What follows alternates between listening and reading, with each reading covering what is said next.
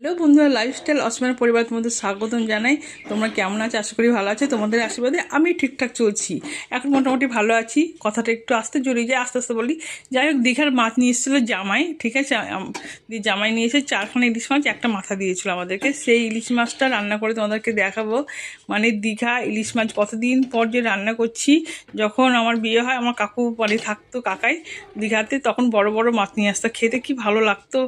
অনেক দিন পর এই মাছটা নিয়ে এলো, আমার জামাই নিয়ে এসে দেখে খাই। এবার লবণ হলুদ দিয়ে, কাঁচা সরষে দিয়ে বেশ ম্যারিনেট করে দেবো। কাঁচা তেল দিয়ে, তেলটা একটু বেশি দিলে কি ভালো লাগবে খেতে। যাই হোক, তেলটা দিয়ে ভালো করে কাঁচা মাছ করবো, দীঘার কাঁচা মাছ করবো। আর দীঘার ইলিশ মাছ মানেই সুন্দর খেতে, ঠিক আছে। তাতে আবার দীঘার ইলিশ মাছ, তাহলে কতটা সুন্দর হবে। আর দিয়ে দিলাম হালকা একটু সরষে, একটু জিরা, একটু পেঁয়াজ, একটু কাঁচা লঙ্কা। কাঁচা লঙ্কা দিয়ে করেছি, তা কালার হবে, কারণ তেলটা বেশি দিয়েছি তো কালার হবে। আর মাথাটা কত বড় ছিল, তার 2 কেজি কিলোর, মানে এটা হচ্ছে মাছের মাথা। যাই হোক, আমি রেসিপিটা করি, তোমরা দেখতে থাকো।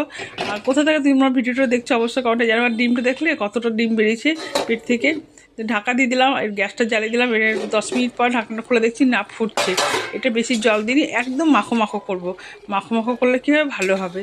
অনেক কিছু দিয়ে করা যেত, কিন্তু যেহেতু এটা হচ্ছে দীঘার ইলিশ মাছ, তো আমি শুধুই করলাম।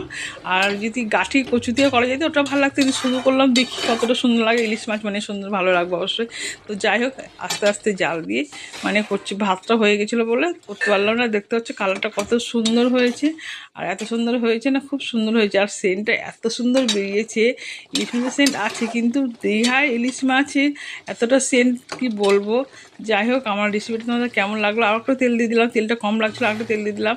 যে ফুটতে থাকুক ভালো করে। আর নামানোর আগে আর একটু তেল দেবো, তাহলে কী হবে, টেস্টি হবে। এটা আমার মা ঠাকুমাকে দেখতাম, মানে কোনো শস্য বাটা একটা রেসিপি করলে নামানোর আগে একটু সর্ষের তেল দিয়ে নামাতো।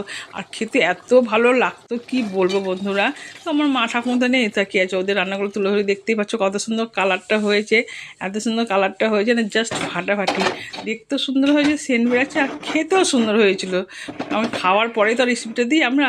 যাই হোক, আমার রেসিপিটা তোমাদের কেমন লাগলো অবশ্যই তো কমেন্টে জানাবে। ভালো লাগলে লাইক শেয়ার কমেন্ট করবে।